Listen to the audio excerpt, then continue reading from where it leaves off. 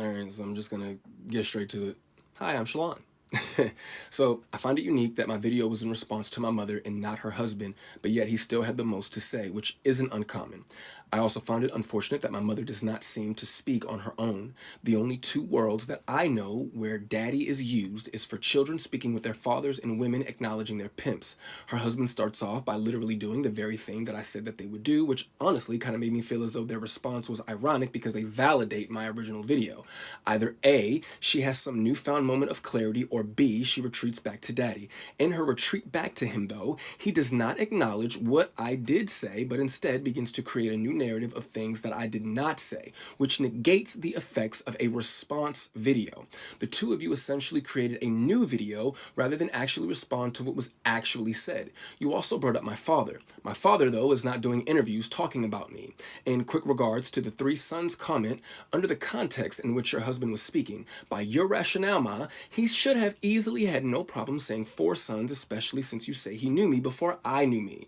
The two of you can sometimes come off as seekers of weak levels of empathy from others while at the same time sidestepping any accountability that one may need to take. To attempt to address what I said to another man while also trying to make your wife victim number one has nothing to do with you. My father did not need you to speak for him.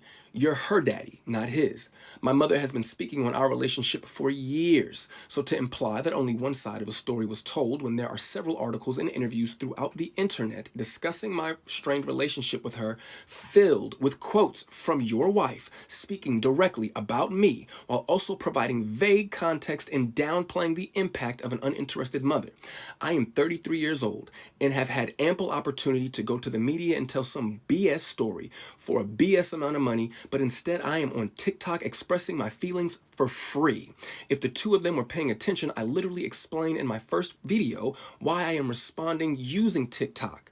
And I should not have to repeat myself. My mother also states there are some people that are saying, oh, you should be ashamed of your mothering skills. You should be ashamed of yourself. This is what I say. Let's let it play out. Because the same ones that were saying, oh, I was crazy, I was deranged, we watched it play out. So just like with my son, we're going to watch this play out. First of all, who the hell is we if it ain't you and I reconciling our relationship? Second of all, it's power in a word. Nobody is playing, but I can understand why you would use that word specifically. As you stated in the Club Shay Shay interview, you had the mentality of a 15-year-old child. You required a man to raise you, and you were acting like a little girl. These are your words. It doesn't matter what context I have them in. This is how you thought of yourself as a grown adult who was someone's mother. Last time I checked, Monique fans, a 15-year-old grown adult who acts like a child but is in search of their daddy, they don't typically make efficient parents. But hey, I could be wrong. On a more serious note, to sit there and allow your daddy to address my mental health in a weak attempt to pass my response off as a moment is disturbing and insulting to those of us who do have mental health issues. The way I presented myself was no different than my mother and her daddy presented themselves when addressing D.L. Hughley. And her precious sweet babies ate it up. D.L. is wrong because he's so loud. Mo and daddy are right because they're so calm. But I, for some reason, don't get the same energy. To simply try to call me crazy is dismissive and cowardice. Attacking somebody's mental status is a clear sign that you have zero to stand on. Furthermore, what kind of person still has a text message from their wife's son that is over 2 years old, still in their phone, saved just for the purpose of re-showing it to him? What I specifically remember about that message is that at the end of it, you said something along the lines of, if you don't respond, I understand. I could care less about what your message was about, but for you to say in the message, if you don't respond, I understand, why was it then that when you and I did speak, after that message was sent, the first question out of your mouth is, hey man, how come you didn't respond to my text message? I found that to be very unique.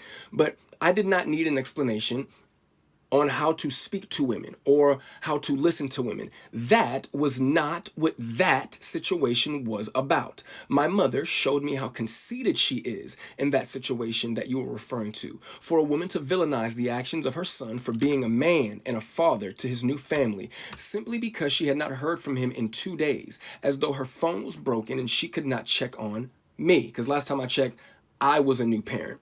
I didn't get a new house. I didn't go on vacation. I didn't just get a new game system. I had a baby. And in those 2 days that you did not hear from me, I was handling my business as a man and a father. But I'll assume your phone and the phones of those around you were all broken, which I wanted to believe was the reason why you did not respond to a message from your son expressing his concern over some bumps that your grandchild had on her back. You would later make it your business to tell me that you got the message and chose not to respond because her other grandmother is a nurse.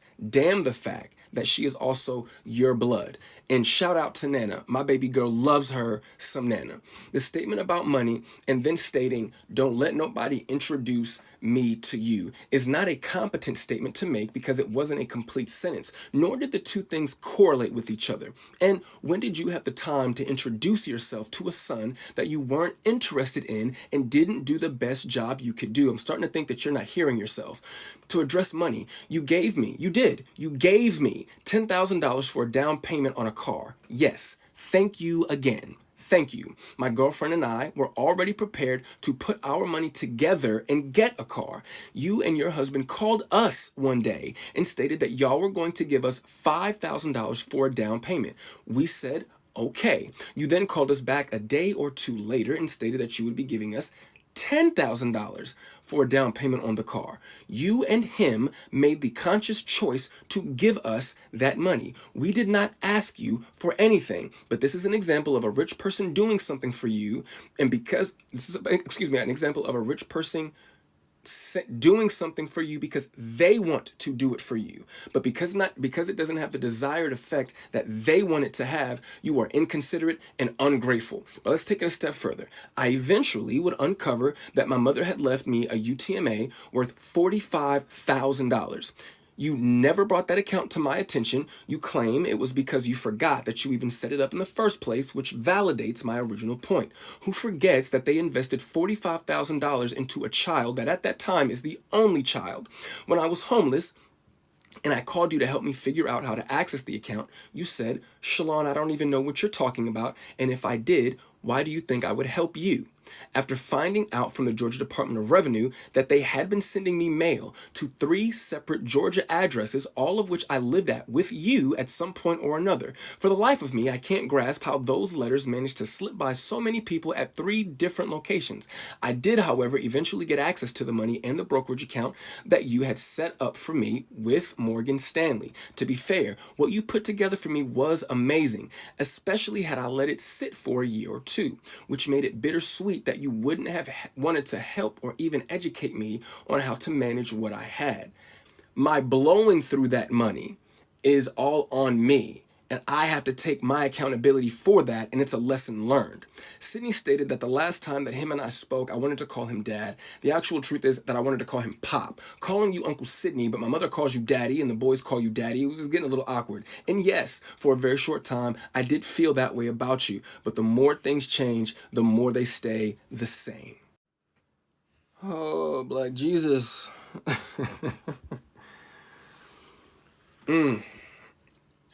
I do just want to really quickly give a really, really big thank you to the support that I've received throughout this. I didn't think that that was something that was going to happen. I didn't make that video to have a tennis match with my mother. I do not plan on making any more videos. This is it. I've said what I wanted to say. To me, if you're not going to acknowledge, you've already shown me that you don't care enough to acknowledge what I did say, so I definitely don't have the expectation that you're going to acknowledge now what I'm saying. So it is what it is. But once again, I want to say thank you again, man. That day before I posted that original video, I went to sleep with 25 followers that I probably could name all. I could probably name all 25 of those people. I think I have over like 12,000 followers now. That's really cool, man. I really appreciate that. But I just can't say thank you enough. I know I sound like a broken record, but I do appreciate the love. And best of luck to my mother and Sydney. And I hope that the Cat Williams tour is incredible. I really, really do. But when it comes to me, I am going to enjoy being a dad and being a man and just going through life, man. I don't want to be famous or notorious for being someone's neglected kid. I don't want that to be my story. And I only said what I said just to provide context, not to become anything. But y'all be safe, man. Peace.